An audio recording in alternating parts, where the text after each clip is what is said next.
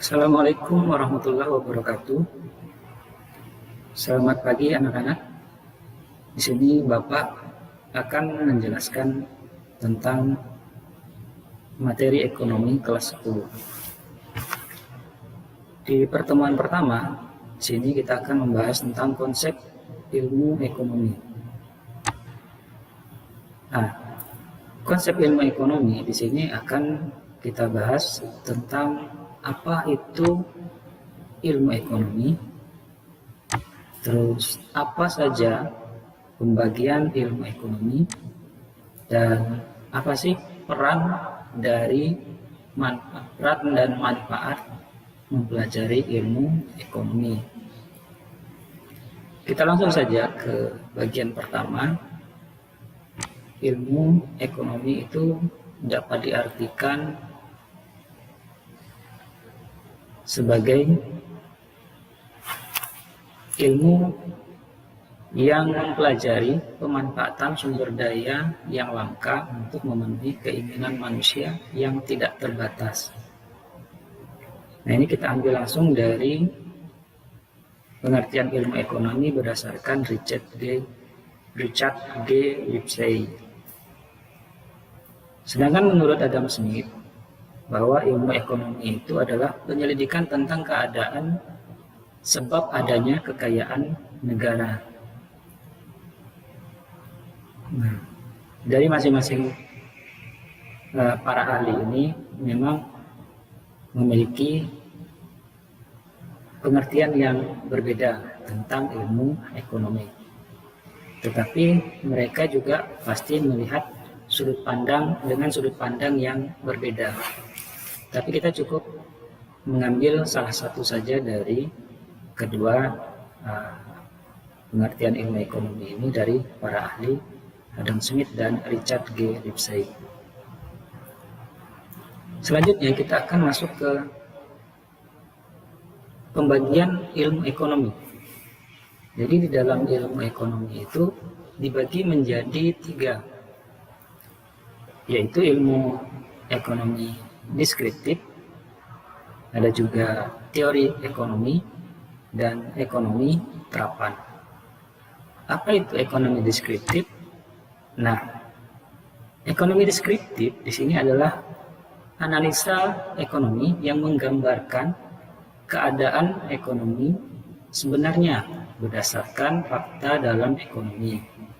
Contoh, di sini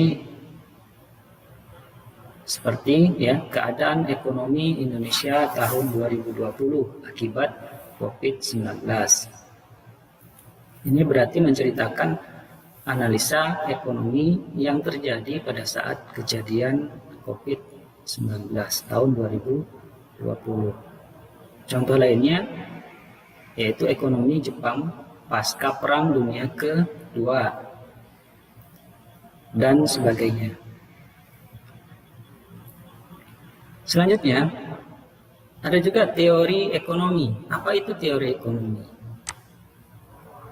Nah, teori ekonomi di sini dibagi menjadi 2. Ada teori ekonomi mikro dan ada juga teori ekonomi makro. Nah, teori ekonomi mikro di sini adalah teori ekonomi yang menitikberatkan pada pelaku ekonomi secara individu dalam rumah tangga, perusahaan, ataupun pasar.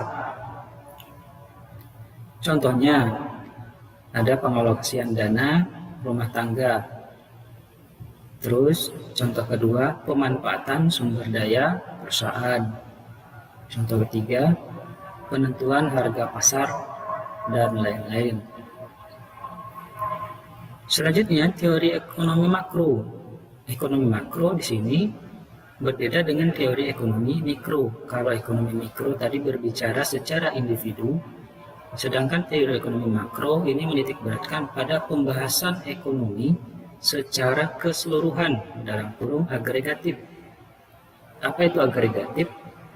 Dapat dikatakan agregatif itu adalah ekonomi makro yang membahas keseluruhan perilaku ekonomi rumah tangga, perusahaan, dan pasar. Selanjutnya, pembagian ilmu ekonomi yang ketiga yaitu ekonomi terapan. Ekonomi terapan adalah salah satu cabang ilmu ekonomi yang menganalisis teori ekonomi untuk merumuskan kebijakan dan pedoman atau standar yang tepat dalam mengatasi masalah ekonomi tertentu.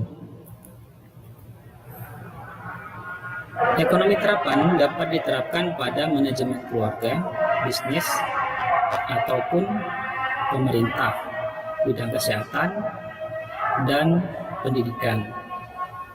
Karena ekonomi terapan itu merupakan adalah ekonomi praktis atau terapan. Contohnya, ada ilmu ekonomi yang mengkhususkan tentang ekonomi perbankan, yang artinya di sini pembahasan ilmu ekonominya hanya berkaitan tentang cara-cara menganalisa permasalahan-permasalahan perbankan dan mengelola perbankan. Ada juga ekonomi moneter dan ekonomi perusahaan dan lain-lain. Baik. Selanjutnya kita akan bahas yang ketiga. Apa peranan dan manfaat mempelajari ilmu ekonomi. Di dalam kehidupan sehari-hari, ilmu ekonomi ini memiliki peranan penting dalam kehidupan kita, yaitu untuk membantu memecahkan masalah-masalah ekonomi kita. Peran dan manfaat ini dapat kita bagi menjadi dua, secara individu dan secara luas. Secara individu, ilmu ekonomi dapat membantu kita mengatur kehidupan pribadi kita seperti mengalokasikan uang, waktu, pendapatan, dan tempat yang terbatas.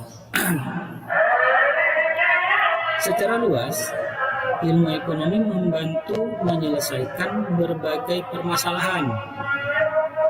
Permasalahan maksudnya di sini adalah permasalahan dalam bidang ekonomi, baik itu dalam suatu negara ataupun wilayah. Selanjutnya, menurut ahli ekonomi yang bernama Mankiw, bahwa mempelajari ilmu ekonomi itu memiliki manfaat sebagai berikut.